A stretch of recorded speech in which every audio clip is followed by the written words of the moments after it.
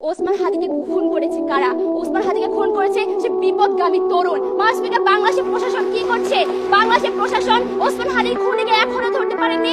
24 ঘন্টার মধ্যে সেই ওসমান হাদির খুনি প্রশাসনকে বৃদ্ধা আঙ্গুল দেখিয়ে দেশ থেকে পালিয়ে গেছে। মাসপিকার এই প্রশাসন এখনো বসে আছে। মাসপিকার ওসমান হাদি একজন প্রার্থী। মাসপিকার আমরা বলতে চাচ্ছি যে যেখানে প্রার্থীর কোনো নিরাপত্তা নেই সেখানে একজন সাধারণ জনগণ, এই গ্রাম বাংলার জনগণের নিরাপত্তা কোথায়? মাসপিকার আমরা বলছি প্রশাসন ও নির্বাচন ব্যবস্থাপনা নিয়ে। মাসপিকার বাংলাদেশের প্রশাসন ব্যবস্থা এতটাই মজার, বাংলাদেশের প্রশাসন ব্যবস্থা হচ্ছে জাদুঘরি মঞ্চের মতো।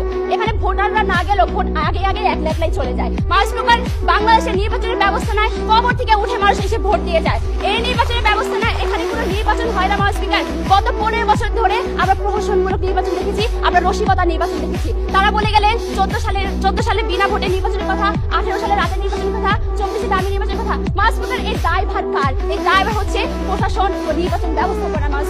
মাসপিকার এই যখন দেশের নির্বাচন ব্যবস্থাপনা এবং প্রশাসন, তখন 4 কোটি তরুণ কেন 40 কোটি তরুণও এই দেশের কোনো উন্নয়ন করতে পারবে না। মাসপিকার আজকে সরকারি দল এই 4 কোটি তরুণদের জয়গান নিয়ে যাচ্ছে। আমি তাদের প্রশ্ন করতে চাই, এই 4 কোটি তরুণ কি ঐক্যবদ্ধ ভোট ব্যাংক কিনা? মাসপিকার আজকে 25% তরুণ তারা নিজেদের মাঝে 3-4 ভাগে বিভক্ত।